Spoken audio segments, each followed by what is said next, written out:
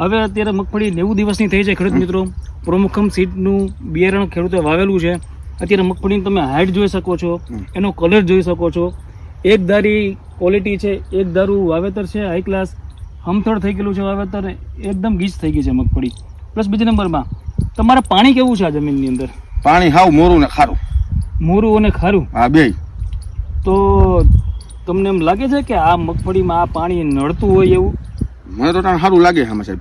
એમ? હા. નકર ઘણા ખેડૂત કે સાહેબ પાણી નબળું હોય તો મોલ બરાબર જામતો નથી, વલ નથી કરતો, બરાબર છે, એમાં ઉત્પાદન નથી મળતું. તો તમારે જે નબળું પાણી છે છતાં પણ આ રીતનું તમારો મોલ મગફળી હાઈ ક્લાસ ઊભી છે, બરાબર છે, એ ખૂબ સારી વાત કહેવાય છે. બીજું કે આની અંદર તમે દેશી ખાતર ભર્યું છે આ વર્ષે? ના, આ વર્ષે નથી ભર્યું સર. આ વર્ષે નથી. દર વર્ષે ભરી, બરાબર, આ વર્ષે નથી ભર્યું. બરાબર.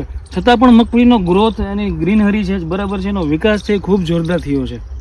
તો આ બિયારણ વાવવાથી તમે સંતુષ્ટ છો? હા. બરાબર.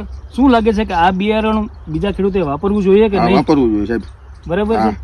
તો તમે જે ખેડૂત મિત્રો માહિતી આપી એ બદલ તમારો ખૂબ ખૂબ આભાર. અને સાહેબ આપણે છોડવો જ ઉપાડી લઈ. બરાબર છે. હા, એક છોડો ઉપાડીને પણ આપણે લાઈવ જોઈ લઈએ, એટલે ખબર પડી જાય. બરાબર. 90 દિવસ આસપાસ મગફળી થઈ ગયા છે. તો અત્યારે શું કહે છે મગફળી?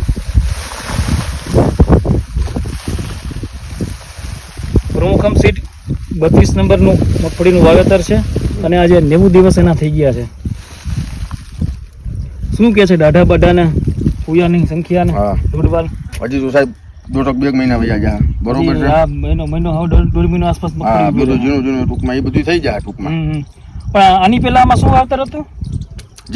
જાહેર વાળું પડવું હતું. છતાં પણ આ મગફળીનું વાવેતરમાં તમે જે આ પ્રમુખમની 32 નંબર છે, બરાબર છે, તો પણ સારી ફૂટ છે એની. અટાના ટૂંકમાં માનો કે જે પણ સારી છે. ખેડૂત મિત્રો, મગફળી તમે હાઈટ પણ જોઈ શકો છો, એનો વલ પણ જોઈ શકો છો, બરાબર છે, એના દાઢા છે, એની મૂળજાળ છે, બરાબર છે.